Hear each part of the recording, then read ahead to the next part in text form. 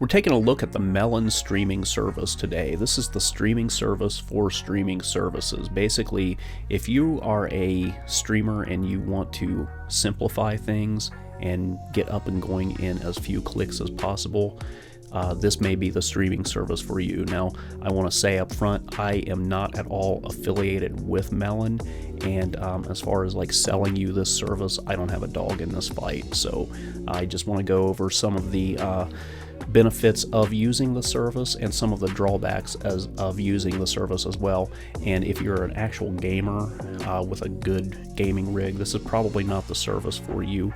But if you are looking into doing like a church stream or a podcast or something of that nature, Melon is actually set up specifically for those kinds of people. And in the initial testing that I've done, I found that it's not too bad of a service, so it may be something that you may want to look into. We're going to go over both the free and the paid versions of Melon in this video.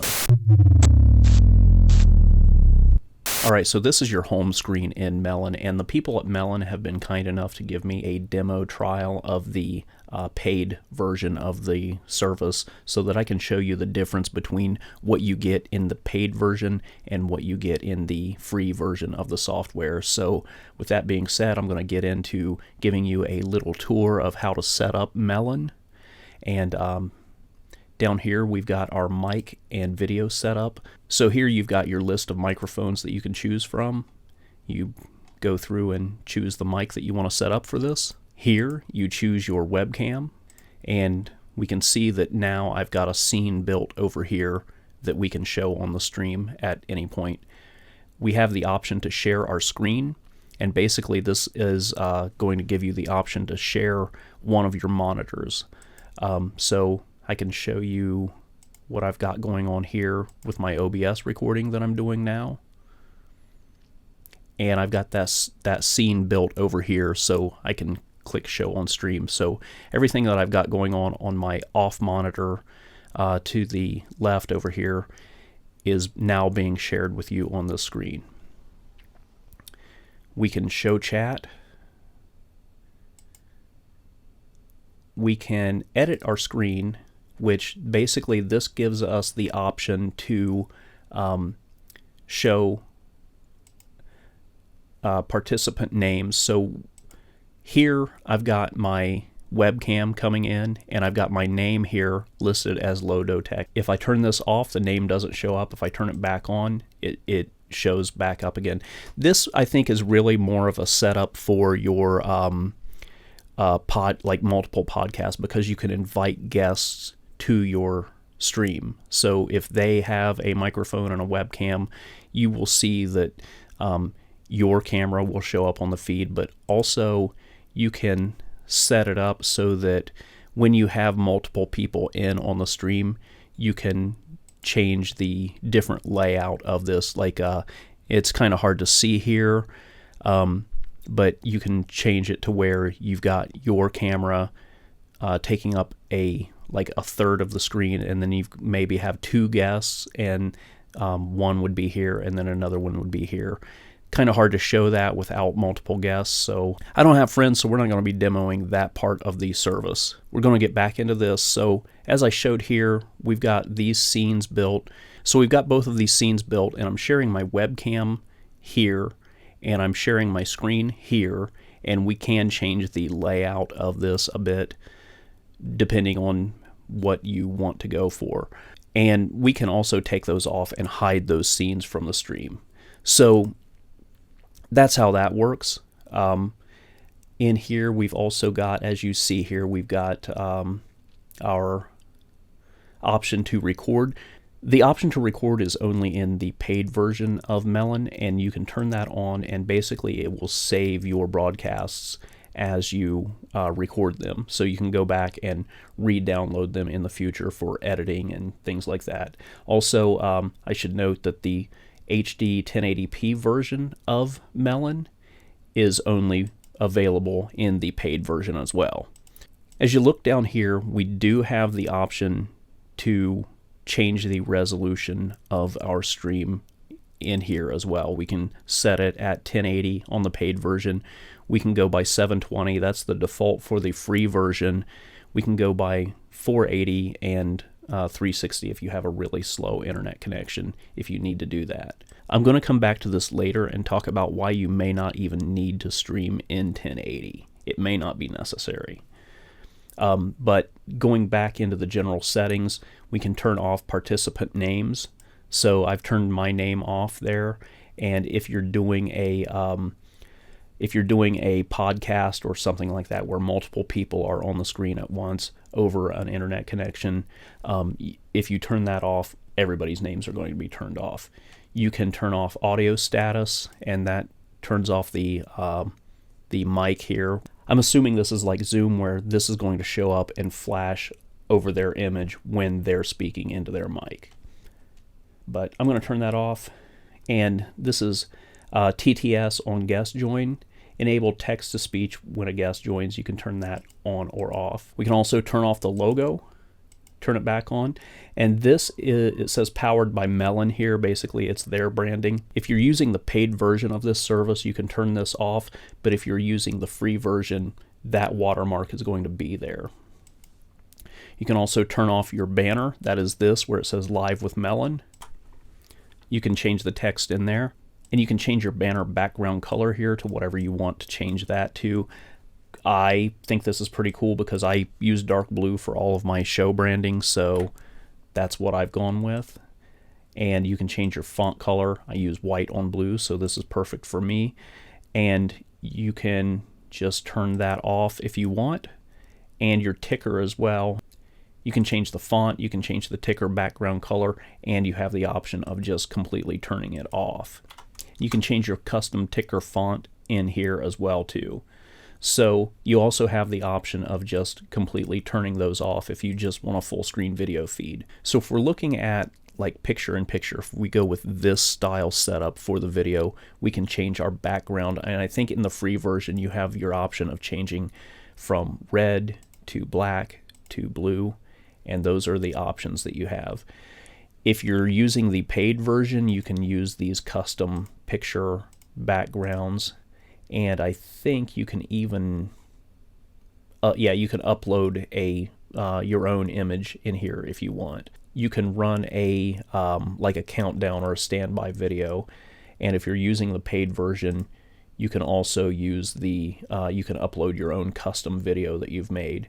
So in our video in the upper right, we've got the Powered by Melon watermark in the video, and this is something that is by default always going to be on in the free version, but you can actually upload your own PNG file and brand this to your company's branding if you use the paid version of the service. So here I've uploaded my own show logo into the scene, and that way we don't have to see the Powered by Melon branding on the stream. And I've got this, it's a little bit wide here, I think. I would probably design something that is a little bit more square, but I don't have a transparent PNG version of this file, so that's something that I would probably do later if I were going to use this service. And again, we do have the option in the paid version of this service of just turning the logo off. So up here in settings, we can connect the platforms that we're going to use, and basically here I have YouTube, I have Facebook, I do have the option of signing in with my LinkedIn account, I have the option of signing in with Twitch, Periscope. We do have the option of going in here and linking a custom RMTP server. This is like if you would want to deal with stream keys. I'm going to just leave this alone because the point of this service in general is to keep things simplified so that you don't have to deal with this kind of thing. So here we have the option of looking at past broadcasts, and we have the option of downloading those past broadcasts once we've streamed something. That would be like if you did a live broadcast and you wanted to download and just chop pieces out and make smaller videos later. You do have that option there. Profiler is basically just a troubleshooter for your camera, audio, data channel server. This is something that I found that for the most part, I don't have to mess with. Billing is pretty self-explanatory. You can sign up for referrals. I'm going to have a referral link in the video description below. If you sign up through that link, I'll get like a nickel. You know, I'm not really too concerned with it. If you want to use the referral link and help me out, that's cool. But again, I don't really care. Here you can change your account name and upload an avatar. And once you do that, you'll see that your avatar changes up here as well. You do have the option of contacting their support, and you've got your support FAQs here. So earlier I mentioned doing a 1080p stream versus a 720p stream, and you can turn the 1080p quality on or off in the paid version, but in the free version you are stuck with using the 720 version. A lot of people get it in their heads that a bigger number is better and it's going to look better. It's going to be just so much better to do the 1080p version. I did a couple of test streams earlier. I did one stream with the 720p free version of Melon, and I did a 1080p version with the paid version. And I'm going to throw those on the screen side by side now, and you can compare the video for yourself and make the decision for yourself whether or not you should go with the 720 or the 1080p version. You may not even need the paid version for what you're doing. And I could go on a tangent explaining video resolutions, but for the most part, what you've been watching on broadcast TV for the past 15 years, anything that is in HD is most likely in 720p or 1080i. So just take a look at these video comparisons for yourself and see which works for you.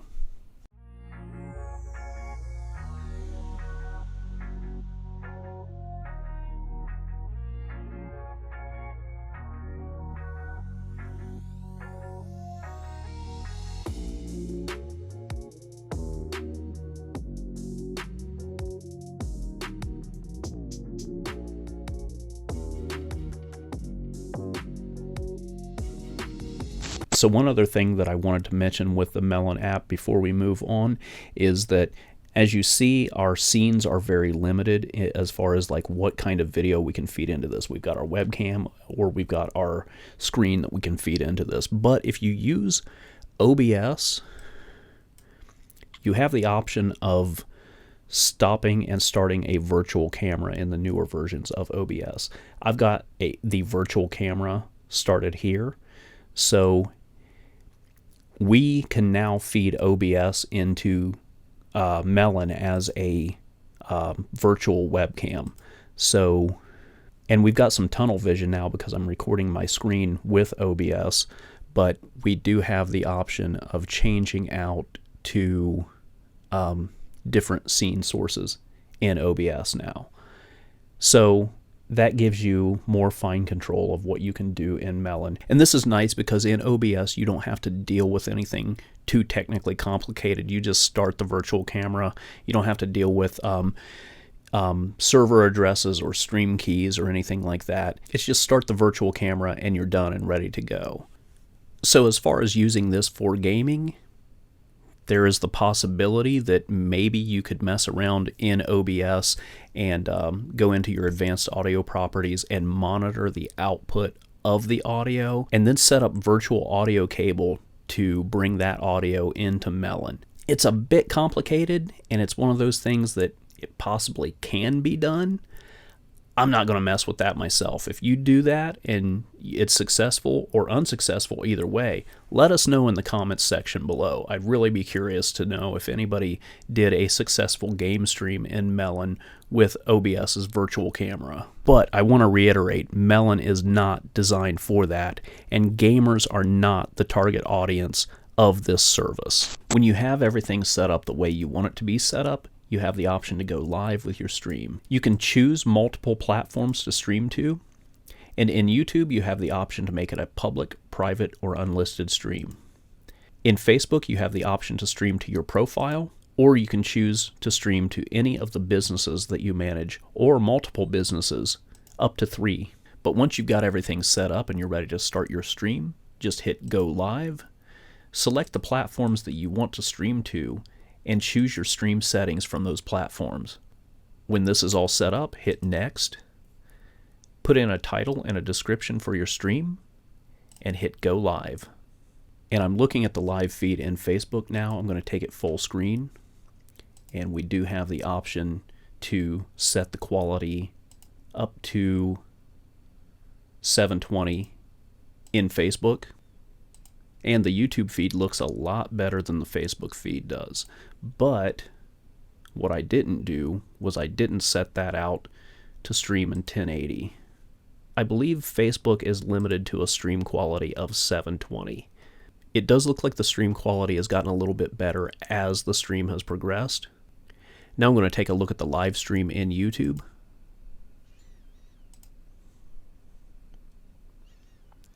And we can see that we have a stream quality of 1080 that we can choose from, and the stream does look a lot better than it did in Facebook, and I think that's normal. I think YouTube video is just going to look better than Facebook video quality.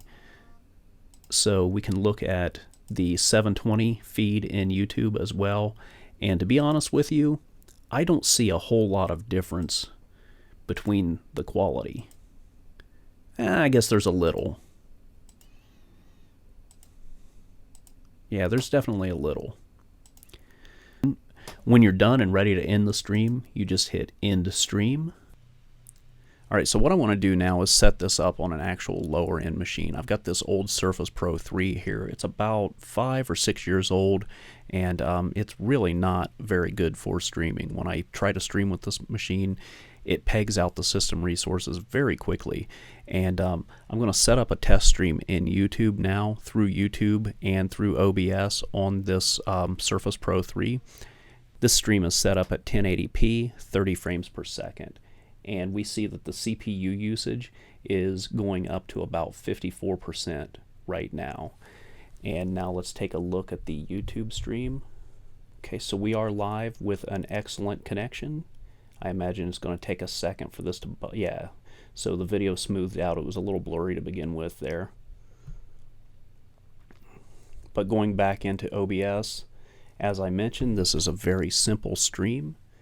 And right now this machine is hitting 64, almost 65% on its CPU usage. So I'm going to stop this stream. Alright, so now I'm going to start the virtual camera in OBS. And we see that our CPU usage is running at about 13% here. That's good. A lot better than 65. Now I'm going to go back into Melon. So I've got my video and my audio set up on Melon now. And I'm going to go to Go Live. And I'm going to set a stream up on YouTube.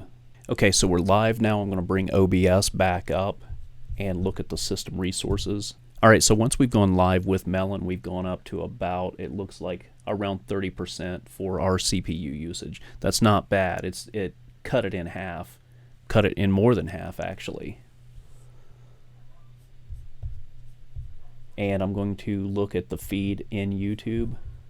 And this is what the live stream looks like in YouTube through Melon with the Surface Pro 3. And in my opinion, it does not look as good as it did on the higher end PC, but I will attest that this is the best looking stream that I have ever done with this Surface Pro 3.